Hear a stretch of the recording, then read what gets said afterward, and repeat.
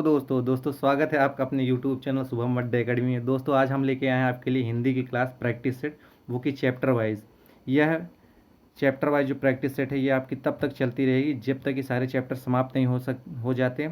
इसलिए आपको आज ही इस चैनल को सब्सक्राइब करना है और कम समय में ज़्यादा से ज़्यादा क्वेश्चन का लाभ उठाना है। जो भी लोग SSC GD UPP UPSI UP PET की एग्ज़ाम की तैयारी कर रहे हैं उनके लिए ये बहुत ही महत्वपूर्ण क्लास होने वाली है। तो चलिए वीडियो स्टार्ट करते हैं। सबसे पहला क्वेश्चन है, हिंदी किस भाषा परिवार की भाषा है? भारोपी, द्रविड़, आष्ट्री और चीनी तिब्बती। तो हिंदी जो होता है वो भारोपी परिवार की भाषा है। किसकी है? तो हिंदी भारोपी परिवार की भाषा है। द्रविड़ परिवार होता है हमारा, भारोपी परिवार होता है जिसमें हिंदी कौन सी भारोपी परिवार की भाषा है।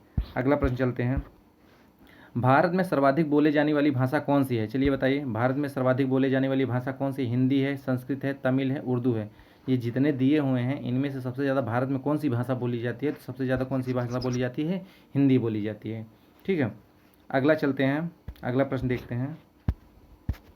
अगला प्रश्न है, हिंदी भाषा का जन्म हुआ अपभ्रंश से हुआ कि लौकिक संस्कृत से हुआ कि पाली प्राकृत से हुआ कि वैदिक संस्कृत से हुआ? देखिए, हिंदी भाषा का जन्म हुआ अपभ्रंश से हुआ है कि लौकिक संस्कृत से हुआ है कि पाली प्राकृत से हुआ कि वैदिक संस्कृत से हुआ है? तो हिंदी भाषा का जो जन्म हुआ है वो हमारा अपभ्रंश से हुआ है। किससे हुआ है? अपभ्रंश से हुआ है। अगर ऑप्शन में अपभ्रंश ना रहे तो उसके बाद हमें क्या देखना है कि हमें देखना है पाली प्राकृत। अगर ये भी ना रहे तो हमें देखना है वैदिक संस्कृत, ये भी ना रहे तो लौकिक संस्कृत। कहने का मतलब सबसे पहले हम क्या देखते हैं? संस्कृत देखते हैं। संस्कृत के बाद होता है पाली, पाली के बाद होता है अगला नंबर प्राकृत का, प्राकृत के बाद अपभ्रंश होता है, संस्कृत पाली प्राकृत, उसके बाद अपभ्रंश होता है, अपभ्रंश होता है, उसके बाद अगला नंबर हमारा हिंदी का होता है। किसका होता है? हिंदी का होता है। तो यहाँ पे ये पूछा गया है कि हिंदी भाषा का जन्म हुआ है किससे हुआ? तो देखिए, हिंदी से पहले क्या आई थी? अपभ्रंश आई थी। इसका मतलब हिंदी का विकास किससे हुआ है? अपभ्रंश से हुआ है। पहले संस्कृत, संस्कृत परिवर्तित हो गई पाली में, पाली परिवर्तित हो गया प्राकृत में, प्राकृत परिवर्तित हो गया अपभ्रंश में, अपभ्रंश समय के साथ परिवर्तित हो गया हिंदी में। इसलिए हिंदी किस परिवार की, हिंदी भाषा का जन्म किससे हुआ है? तो अपभ्रंश से हुआ है। अगर अपभ्रंश ऑप्शन में ना रहे तो प्राकृत मारिए, प्राकृत ना रहे तो पाल मारिए, अगर पाल नहीं है तो क्या हम मारेंगे? संस्कृत को मारेंगे। ठीक है, एक प्रश्न और आता है, हिंदी की आदि जननी क्या है? तो हिंदी की आदि जननी हमेशा संस्कृत होती है, क्योंकि हिंदी की आदि जननी, प्रारंभिक जननी किसको माना जाता है? संस्कृत को माना जाता है। चलिए अगला प्रश्न चलते हैं, निम्नलिखित में से कौन सी बोली अथवा भाषा हिंदी के अंतर्गत नहीं आती है? मतलब ये चार बोलियां दी हैं, इनमें से कौन सी बोली जो हिंदी के अंतर्गत नहीं आती? कन्नौजी, बांगरू, अवधी और तेलुगु। आप जब पढ़ेंगे हिंदी का विकास पढ़ेंगे तो उसमें आपकी हिंदी की बोलियों के बारे में बताया गया है, जिसमें कन्नौजी भी आपकी हिंदी की बोली आती है, बांगरू भी आती है, अवधी भी आती है। लेकिन जो ये तेलुगु है ये हिंदी बोली के अंतर्गत नहीं आती है, हिंदी बोली के अंतर्गत तेलुगु नहीं आती है। तो ऑप्शन नंबर आपका डी हो जाएगा। अगला प्रश्न चलते हैं, हिंदी की परिशिष्ट बोली ब्रज भाषा किस रूप में सबसे अधिक प्रसिद्ध है? कहने का मतलब कि हिंदी की जो बोली ब्रज भाषा है यह किस रूप में सबसे ज़्यादा प्रसिद्ध है? लोग किस रूप में इसको सबसे ज़्यादा जानते हैं? राजभाषा के रूप में जानते हैं कि तकनीकी भाषा के रूप में कि राष्ट्रभाषा के रूप में कि काव्य भाषा के रूप में? जैसा कि आपको पता है हिंदी की जो परिशिष्ट बोली है ब्रज भाषा, यह काव्य भाषा के रूप में ज़्यादा जानी जाती है। आपने देखा होगा कृष्ण की जो ब्रज भाषा है, ये तो आपके जो यहाँ पे मथुरा साइड में है, ब्रज साइड में, ये सबसे ज़्यादा भाषा वहाँ बोली भी जाती है। और सारी ज़्यादातर ये जो काव्य की रचना की गई है कृष्ण के बारे में जो बताया गया है वह भी किस में बताया गया है? आपके ब्रज भाषा में बताया गया है। चलिए अगला प्रश्न देखते हैं, भारतवर्ष में हिंदी को आप किस वर्ग में रखेंगे? मतलब भारतवर्ष में, इंडिया में आप हिंदी को किस वर्ग में रखेंगे? राजभाषा में कि राष्ट्रभाषा में कि विभाषा में, तकनीकी भाषा में? तो भारतवर्ष में हिंदी को आप किस में रखेंगे? तो हिंदी को हम किस में रखेंगे? राजभाषा में रखेंगे। किस में रखेंगे? हिंदी को राजभाषा में रखेंगे। ठीक है, ऐसा क्यों? क्योंकि राष्ट्रभाषा हमारे देश की कोई भी राष्ट्रभाषा नहीं है। लोग कभी कभी किताबों में मिस्टेक मिल जाता है कि हमारे देश की राष्ट्रभाषा हिंदी, ऐसा कुछ नहीं है।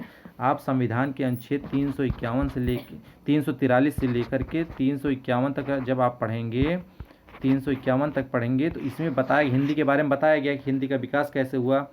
और इसमें 343 में, अनुच्छेद 343 में यह कहा गया कि हिंदी हमारे देश की राजभाषा है, न कि राष्ट्रभाषा।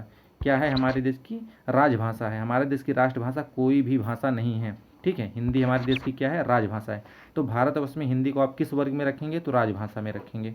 ठीक है, अगला प्रश्न चलते हैं, दुधाड़ी बोली है देखो ढूंढाड़ी बोली है पश्चिमी राजस्थान की, पूर्वी राजस्थान की।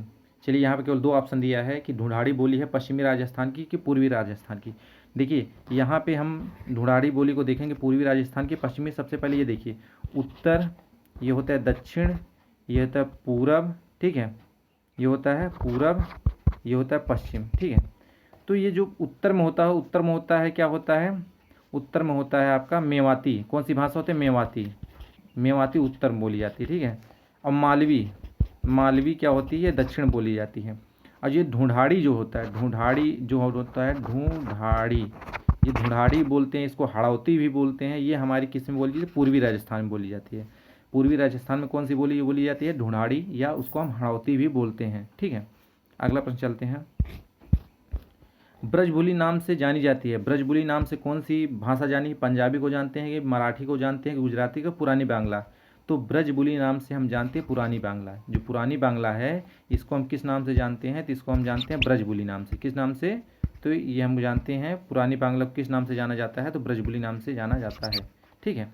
पुरानी बांग्ला को हम किस नाम से जानते हैं, तो पुरानी बांग्ला को हम ब्रजबुली नाम से जानते हैं। चलिए अगला प्रश्न देखते हैं। निम्नलिखित में से कौन सी भाषा देवनागरी लिपि में लिखी जाती है, मतलब इनमें चारों में से आपको बताना है कि इनमें से कौन सी भाषा है जो देवनागरी लिपि में लिखी जाती है। 9 का आंसर देखना है। तो सबसे पहले हम देखेंगे कि जो हमारी गुजराती, उड़िया, सिंधी, ये तीनों जो होती है ये हमारी देवनागरी लिपि में नहीं लिखी जाती। लेकिन ये जो हमारी ऑप्शन नंबर जो सी, जो मराठी है, यह किस में, देवनागरी लिपि में लिखी जाती है। हिंदी भी देवनागरी लिपि में लिखी जाती है। हिंदी भी किस में लिखी जाती है, हिंदी भी लिखी जाती है देवनागरी लिपि में, ठीक है। हिंदी भी किस में लिखी जाती है, हिंदी भी देवनागरी लिपि में लिखी जाती है। और मराठी भी किस में लिखी जाती है, देवनागरी लिपि में लिखी जाती है। पंजाबी जो होता है वह गुरुमुखी लिपि में लिखी जाती है। अंग्रेजी जो होता है वो रोमन लिपि में लिखी जाती है। ध्यान दीजिएगा, लिपि का अर्थ होता है चिन्ह, लिपि का अर्थ क्या होता है, चिन्ह। चलिए अगला प्रश्न चलते हैं। एक मनई के दुई बेटवा रहिन, ओहमा लहुरा अपने बाप से कहिन, दादा धन मा जवन हमार हिस्सा लागत हो तवन हमका दे दे। यह अवतरण हिंदी की किस बोली में है, मतलब यह किस बोली का है। इसको आपको बताना कि यह भोजपुरी में लिखा गया है, ये कन्नौजी में लिखा गया है, कि अवधी में लिखा गया है, खड़ी बोली में लिखा गया है। देखिए भोजपुरी हमारा ये भोजपुर जो बिहार साइड में यहाँ तक यहाँ भोजपुरी बोली जाती है। खड़ी बोली जो हमारा ये दिल्ली साइड में है, ये ज़्यादातर यहाँ खड़ी बोली बोली जाती है। लेकिन इसमें जो हमारा आंसर होगा वो हमारा अवधी होगा। अवध भाषा में ये भाषा बोली जाती है। इसमें हमारा आंसर क्या होगा, अवधी। किसमें ये बोली जाती है, तो ये अवधी में बोली जाती है, ठीक है। ये जो भाषा ऊपर दिया गया है, एक मनई के दुई बेटवा रहिन, ये अवधी में बोली जाती है। चलिए अगला प्रश्न चलते हैं। निम्न में से कौन सी भाषा संस्कृत भाषा की अपभ्रंश है।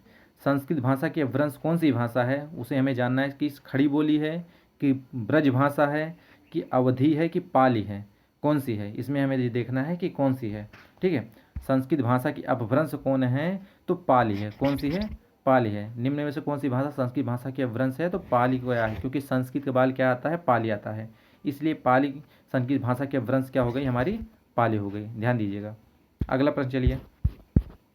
अधिकतर भारतीय भाषाओं का विकास किस लिपि से हुआ है। ज़्यादातर जो भारत में जो भाषाएं बोली जाती हैं उनका विकास किस लिपि से हुआ है, शारदा लिपि से हुआ है, खरोष्टी लिपि से हुआ है, कुटिल से हुआ है, कि ब्राह्मी लिपि से हुआ है, ठीक है। इसको आपको देखना है सबसे ज़्यादा विकास किससे हुआ है, भाषाओं का सबसे ज़्यादा कि विकास किससे हुआ, तो ब्राह्मी लिपि से हुआ है। किससे हुआ है, ब्राह्मी लिपि से हुआ है। लिपि का अर्थ क्या होता है, चिन्ह होता है। लिपि का अर्थ क्या होता है, चिन्ह होता है। चलिए अगला प्रश्न चलते हैं। हिंदी भाषा किस लिपि में लिखी जाती है। अभी हमने आपको बताया हिंदी भाषा किस लिपि में लिखी जाती है, तो हिंदी भाषा हमारी देवनागरी लिपि में लिखी जाती है। किस भाषा किस लिपि में लिखी जाती है, देवनागरी लिपि में लिखी जाती है। गुरुमुखी लिपि में दे आपका जो होता है पंजाबी जो होता है ये आपका लिखी जाती है गुरुमुखी लिपि में, ठीक है। गुरुमुखी लिपि में क्या लिखी जाती है, पंजाबी लिखी जाती है। अगला प्रश्न चलते हैं। वर्तमान हिंदी का प्रचलित रूप है। देखिए यहाँ वर्तमान हिंदी का प्रचलित रूप है, जो आज की जो हिंदी है इसका प्रचलित रूप क्या है, इसको हम ज़्यादातर किस भाषा में बोलते हैं, वो तो हमारी खड़ी बोली है। किस में है, खड़ी बोली है। वर्तमान हिंदी का प्रचलित रूप क्या है, खड़ी बोली है, ठीक है। चलिए अगला प्रश्न चलते हैं। देखिए क्या है, हिंदी भाषा की बोलियों के वर्गीकरण के आधार पर छत्तीसगढ़ी बोली है। हिंदी भाषा का जब हम वर्गीकरण करते हैं कि पूर्वी हिंदी, पश्चिमी हिंदी, पहाड़ी हिंदी, राजस्थानी हिंदी, और जब हम इसको अलग अलग करते हैं तो इसमें हम देखते हैं कि जो हमारा छत्तीसगढ़ी बोली है वह किस बोली, मतलब पूर्वी हिंदी की है, कि पश्चिमी हिंदी की है, पहाड़ी हिंदी की, कि राजस्थानी। इनमें चारों में बताना है कि हमारी जो छत्तीसगढ़ी बोली है ये किस भाषा की बोली है, किस भाषा की बोली है, इसमें हमें बताना है। तो इसका आंसर क्या हो जाए, हिंदी, पूर्वी हिंदी। पूर्वी हिंदी की भाषा अवधी, बघेली, छत्तीसगढ़ी। ये जो 3 भाषाएं होती हैं, अवधी, बघेली, छत्तीसगढ़ी, ये सारी की सारी पूर्वी हिंदी की भाषा होती हैं। ठीक है, पूर्वी हिंदी की जो की पूर्वी हिंदी की ये सारी की सारी बोलियां होती हैं, अवधी, बघेली, छत्तीसगढ़ी, ये सारी की सारी पूर्वी हिंदी की बोलियां होती हैं। ठीक है, अगला चलिए चलते हैं। निम्नलिखित में से कौन सी पश्चिमी हिंदी की बोली नहीं है? हमें ये बताना है इसमें से कौन सी पश्चिमी हिंदी की बोली नहीं है। ब्रज, बघेली, कन्नौजी, बुंदेली, कौन सी इसमें से पश्चिमी हिंदी की बोली नहीं है? हमें बताना है 16। 16 का क्या आंसर हो जाएगा? 16 का आंसर हो जाएगा हमारा क्या होगा? देखो, अवधी, बघेली, ठीक है, अवधी, बघेली, ब्रज, बुंदेली, कन्नौजी, ये सारी की सारी हमारी पश्चिमी बोली के अंतर्गत आती है। लेकिन हम बघेली जो होती है, सॉरी, जो हमारी बघेली आती है, अवधी, बघेली, छत्तीसगढ़ी, अवधी, बघेली, छत्तीसगढ़ी, ये हमारी पूर्वी हिंदी के अंतर्गत आती है। पूर्वी हिंदी के अंतर्गत आती है अवधी, बघेली, छत्तीसगढ़ी, अर्थात ये पश्चिमी हिंदी के अंतर्गत नहीं आती है। पश्चिमी हिंदी के अंतर्गत बुंदेली आती है, ब्रज आता है और कन्नौजी आती है। अगला प्रश्न चलते हैं, क्या है? भारतीय संविधान में, देखिए, भारतीय संविधान में किन अनुच्छेदों में राजभाषा संबंधी प्रावधानों का उल्लेख किया गया है? अनुच्छेद 343 से 351, मतलब राजभाषा, हमारी जो राजभाषा हिंदी है उसके बारे में भारत के संविधान के अनुच्छेद में किसमें बताया गया है? तो वो बताया गया अनुच्छेद 343 से 351 तक, जिसमें 383 में हिंदी को राजभाषा बताया गया और 351 में यह कहा गया है कि हिंदी का विकास किस तरीके से किया जाएगा। अगला प्रश्न है, चलिए देखते हैं। दक्षिण भारत हिंदी प्रचार सभा का मुख्यालय कहाँ स्थित है? दक्षिण उत्तर भारत, देखिए जब हम ऐसे करते हैं, ये हमारा उत्तर होता है, ऊपर साइड वाला उत्तर भारत होता है, नीचे साइड वाला दक्षिण भारत होता है। ठीक है, नीचे साइड वाला दक्षिण भारत होता है। तो दक्षिण भारत हिंदी प्रचार सभा का मुख्यालय कहाँ पर स्थित है, ये हमें आपको बताना है। कहाँ पर स्थित है? तो हैदराबाद में है, बेंगलुरु में है, कि मैसूर में है? ठीक है, हैदराबाद आंध्र प्रदेश, ठीक है, मैसूर कर्नाटक, ठीक है, कि चेन्नई तमिलनाडु। ठीक है, ये हमारा कहाँ पे है? चेन्नई में है। दक्षिण भारत हिंदी प्रचार सभा का मुख्यालय कहाँ पर स्थित है? तो हमारा चेन्नई में स्थित है। चलिए अगला प्रश्न देखते हैं। हिंदी भाषा के विकास का सही अनुक्रम क्या है? हिंदी भाषा के विकास का हमें सही अनुक्रम बताना है कि वह सही अनुक्रम क्या है। पहले पाली आया, प्राकृत, अपभ्रंश, हिंदी। अभी इसके पहले हमने आपको बताया कि हिंदी भाषा का सही अनुक्रम क्या है। ठीक है, क्या सबसे पहले आया? प्राकृत, अपभ्रंश, हिंदी, पाली, अपभ्रंश, पाली, प्राकृत, हिंदी, हिंदी, पाली, अपभ्रंश, प्राकृत। तो क्या आया? तो देखिए, सबसे हिंदी भाषा का सही अनुक्रम है, देखो इसके पहले अगर हम संस्कृत लगा दें, देखो संस्कृत के बाद पाली आया था, पाली के बाद प्राकृत आया, प्राकृत के बाद अपभ्रंश, अपभ्रंश के बाद लास्ट में हिंदी आई थी। तो प्रश्न ये उठता है कि हिंदी किस अपभ्रंश से उत्पन्न हुई है? तो ये हमारा हो जाएगा पश्चिमी अपभ्रंश से। ठीक है, और हिंदी की आदि जननी कौन है? तो हिंदी की आदि जननी क्या है? संस्कृत है। इसको ध्यान दें, आदि मतलब हिंदी का शुरुआत सबसे पहले कहाँ से हुआ था? तो संस्कृत से ही ये रूप अपना बदलते बदलते हिंदी में आ गई।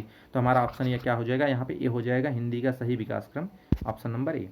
अगला चलिए, ब्रज भाषा है, ब्रज भाषा क्या है? पूर्वी हिंदी की है, पश्चिमी हिंदी के, बिहारी हिंदी के, पहाड़ी हिंदी है? ब्रज भाषा कहाँ की है? चलिए बताइए।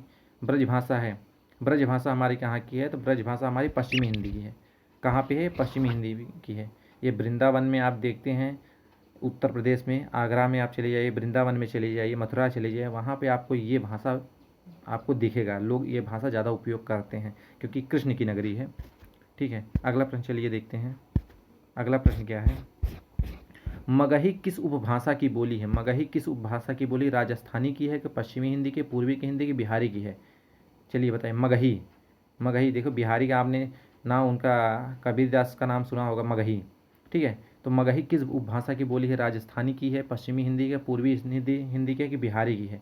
आपको बताना है। 22 का ए बी सी डी, क्या आंसर हो जाएगा? 22 का डी होगा, क्योंकि मगही जो होता है वह बिहारी हिंदी। ठीक है, मगही किस उपभाषा की बोली है? तो बिहारी की बोली है। ठीक है, अगला चलते हैं। अगला प्रश्न क्या है? हिंदी खड़ी बोली किस अपभ्रंश से विकसित हुई है? हिंदी खड़ी बोली किस अपभ्रंश से विकसित हुई है? मागधी अपभ्रंश से, अर्धमागधी अपभ्रंश से, सौर सैनी अपभ्रंश से, ब्राचट से? किससे विकसित हुई? सौर सैनी अपभ्रंश से हुई। किससे हुई है? सौर सैनी अपभ्रंश से हुई है। अगला प्रश्न है, भाषा के आधार पर भारतीय राज्यों की पुनर्संरचना की गई थी। भाषा के आधार पर भारतीय राज्यों की पुनर्संरचना कब की गई थी? 24 का आंसर आपको बताना है। तो वो है 1956 में। 1956 में ही प्रथम राजभाषा आयोग का गठन किया गया था। राज्य पुनर्गठन आयोग का जो गठन किया गया था वह 1956 में किया गया था। ठीक है, राज्य पुनर्गठन आयोग का जो गठन किया गया था वो 1956 में किया गया था। भाषाई आधार पर सबसे पहला राज्य जो बनाया गया था वो आंध्र प्रदेश था। कौन सा था? आंध्र प्रदेश। ठीक है, वो कौन सा था? आंध्र प्रदेश था। अगला चलते हैं, प्रश्न देखते हैं। भाषाई आधार पर सर्वप्रथम किस राज्य का गठन हुआ था? भाषाई आधार पर सर्वप्रथम आंध्र प्रदेश का गठन हुआ था। भाषा के आधार पर सबसे पहला राज्य कौन सा गठन हुआ था? तो वो था आंध्र प्रदेश। ध्यान दीजिएगा, ये भी आपका क्वेश्चन बहुत ही महत्वपूर्ण है। अगला प्रश्न है, चलिए, बघेली बोली का संबंध किस उपभाषा से? अवधी, बघेली, छत्तीसगढ़ी। हमने बताया था बघेली बोली का संबंध किस उपभाषा से? राजस्थानी से, बिहारी से, पश्चिमी हिंदी से, पूर्वी हिंदी से। ये किससे है? पूर्वी हिंदी से। किससे है?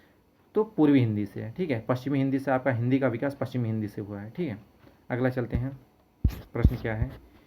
वर्ष 1955 में स्थित वर्ष 1955 ईस्वी में गठित प्रथम राजभाषा आयोग के अध्यक्ष कौन थे? बहुत ही महत्वपूर्ण क्वेश्चन है। प्रथम राजभाषा आयोग के अध्यक्ष कौन थे? चलिए बताइए। वीजी खेर थे, सुनीत कुमार चटर्जी से, जीबी पंत थे। चलिए बताइए 28 का बताइए क्या होगा? 28 का आंसर क्या होगा? ठीक है, 28 का आंसर क्या होगा? जल्दी से बताइए 28 का आंसर क्या होगा? तो वीजी खेर, सुनीत कुमार चटर्जी, जीबी पंत। तो क्या था? वीजी खेर था। क्या था? वीजी खेर था। अगला प्रश्न क्या है?